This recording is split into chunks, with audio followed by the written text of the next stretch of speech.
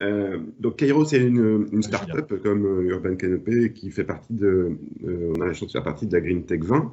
Donc on a été sélectionnés comme des start-up ayant un impact sur l'environnement. Donc ce que nous faisons, en fait, Kairos, c'est une plateforme mondiale d'observation des actifs au sol euh, pour donner des informations exploitables pour les décideurs à n'importe quel niveau. Alors, on exploite majoritairement l'imagerie satellite qu'on combine avec d'autres sources de données alternatives comme des capteurs au sol.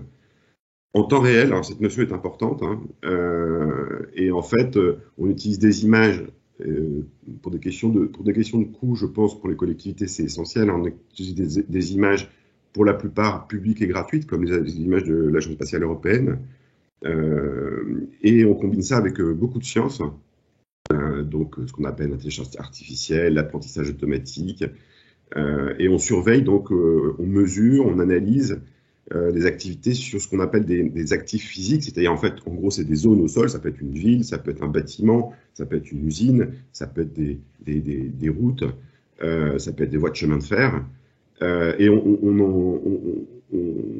en retire en fait un maximum d'informations dans les secteurs de l'énergie et des ressources naturelles. Et Oui, c'est ça, en l'objectif, fait. c'est Vous avez commencé d'abord sur le secteur de l'énergie, si j'ai bien compris, en faisant absolument, des cartographies, justement à partir d'analyses de données spatiales, en fait, d'images spatiales. oui. Et notamment, il y a une imagerie, si j'ai bien compris, qui a eu un certain succès sur une carte des émissions de méthane, c'est ça, au Alors, niveau. tout à fait. En fait, l'objectif, c'est de limiter les émissions de gaz à effet de serre, mais aussi donc ça, c'est de l'atténuation, hein, mais aussi de fournir des solutions de suivi de l'impact et de la modélisation qui permettent donc de l'adaptation et de Ça, l'adaptation parfois transformative, effectivement. ouais. Donc oui, parmi les choses qu'on a faites qui sont assez connues, c'est les émissions de méthane et sur la déforestation. Dans le cas de la COP26, ça a été mis en valeur et je vous remercie de le signaler. On est, grâce aux satellites, il faut bien comprendre que quand vous pensez satellite, vous pensez images fixes, vue du ciel, images optiques, hein, photos comme sur Google Earth. Il faut voir que les satellites mesurent des tas d'autres choses, hein. Ils font des mesures infrarouges, des mesures radar, des mesures de la composition chimique de l'air. Et donc, grâce à ça, on a été les premiers, on est aujourd'hui toujours les seuls, hein, à faire une carte mondiale des émissions de méthane. Le méthane étant un gaz à effet de serre 84 fois plus polluant, hein, que le CO2. Donc, l'idée, c'est quoi? L'idée, c'est d'arriver à quelque chose de précis, c'est-à-dire d'attribuer en fait les émissions directement à l'émetteur, hein, D'accord. en l'occurrence. Peut-être, Donc, Julien, on pourrait peut-être en venir justement maintenant à l'application de ce mécanisme absolument. au terme de l'adaptation au changement climatique, puisque vous avez développé là aussi une solution, si j'ai bien compris, notamment sur le thème de la gestion des inondations. Absolument. Donc en fait, petit préambule, hein, pour Oui, tout le monde, ce qui est important, c'est de comprendre que le nombre de cas d'usage de ces données, grâce à notre plateforme, grâce à 5 ans de R&D, hein, de ces données satellites, il est pratiquement infini. Donc en fait, on a souvent l'impression qu'on regarde la Terre d'en haut, mais nous, ce n'est pas ce que nous faisons. Ce que nous faisons, c'est qu'on arrive à des résolutions jusqu'à 70 cm². Donc en fait, et à partir de ça, on fait de la reconstruction 3D. Alors qu'est-ce qu'on fait sur les inondations? Très précisément, on pourrait prendre l'exemple des flash floods dans l'eau de 2018, mais déjà, première chose, on va pas prendre des photos, en fait, on va reconstituer un film. C'est-à-dire que la fréquence, en fait, à laquelle les satellites passent, alors évidemment, c'est pas toutes les 5 minutes, mais ça nous permet d'agréger, en fait, ces informations et de reconstituer l'historique. En reconstituant l'historique, on est capable de reconstituer malheureusement l'augmentation des fréquences et des amplitudes des inondations dans le cas présent.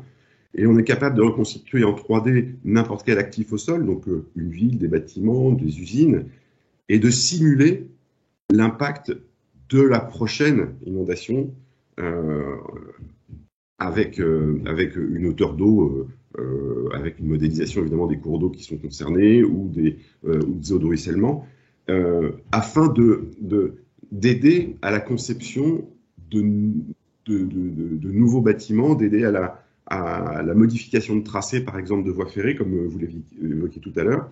Donc ça, c'est pour la partie inondation, mais c'est également valable aussi pour la mesure du carbone, de la séquestré dans les arbres. Là, on rejoint un petit peu Urban Canopy. C'est pas seulement pour la chaleur, c'est aussi pour la capacité de séquestration du carbone. Ça aussi, on sait le mesurer à l'arbre près. Donc là, ce sont des solutions qui peuvent paraître très éloignées des préoccupations des territoires. Or, c'est le contraire. C'est-à-dire qu'on a aujourd'hui des solutions qui sont beaucoup moins chères que des capteurs au sol pour des parcelles parfois d'exploitation agricole, pour des villes de taille moyenne ou petite.